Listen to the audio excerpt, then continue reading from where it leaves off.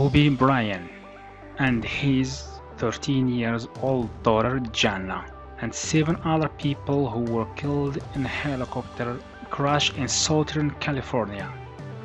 Earlier this year died of brain trauma, official announced Friday.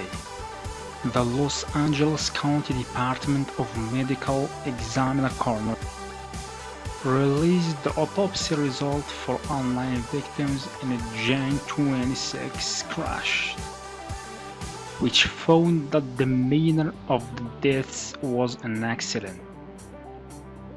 The victims included 2 other teenage girls with their family members, a basketball coach and a pilot. They were on their way from Orange County to the girl basketball game at Bryant's Mamba Sports Academy when the aircraft crashed into Hillside in Calabasas. The National Transportation Safety Board is still investigating the causes of the crash and is focused on the weather as a key factor in the investigation. Toxicology tests for 50-year-old pilot Ara Zobayan did not detect the presence of alcohol or drugs.